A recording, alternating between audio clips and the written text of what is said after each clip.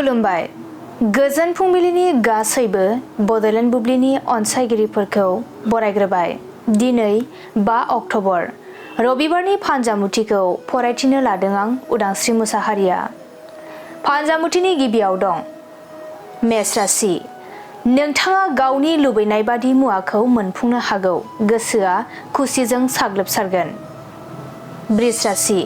नोंथाङा सोरनिबा अनसायनाय मोननो हागौ, गोनां हाबाखौ मावफुंनो हागोन। मिथुन राशि।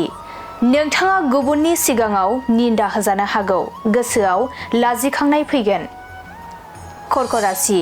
नोंथाङा गावनि खुगायावनो सोरजोंबा सुथुर जालायना थागोन, सांग्रांथि सोलिनांगोन। सिंह राशि। बेफार फालांगि खालामोब्ला मुलाम्फा जागोन, नखर सुंनायाव हेफाजाब मोनगोन। कन्या राशि। गावनि अहंखारनि थाखायनो गाज्रि हाबायाव गाब्रनांगोन, गाज्रि सान जागोन। तुला राशि। गोसो गैयाब्लाबो गोजान जायगायाव दावबायहैनो गोनां जानो हागौ, देहाखौ मेंखांनाय मोनगोन। वृश्चिक राशि। समाजनि मोजां हाबाफारियाव बाहागो मोनफागोन, समाजनि हाबा मावनायाव मुखुब जाना थागोन। धनु राशि। नोंथाङा गावनि नाजानायनि फिथाइखौ मोनफुंनो हागोन, गोजोन खुसिनि सान जागोन। मकर राशि। मोजां मोनलायनायनि गेजेराव सन्देह सोमजिलायनो हागौ, गोसोखौ सान्थि मोननाय नङा। कुम्भ राशि। गोबावनिफ्रायनो आसा खालामनाय सिमाङा जाफुंगोन, नखराव रंजानाय फैगोन।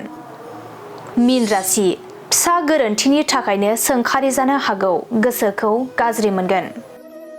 दिनै सानसेनि राशि फरायथिनायाबो एसेनोसै। आसा खालामो नोंथांनि दिनैनि साना मोजाङै मोजां थांगोन, बेखौ बड'लेण्ड बुब्लि नखरनिफ्राय मिजिंथिबाय। गोजोन्थों।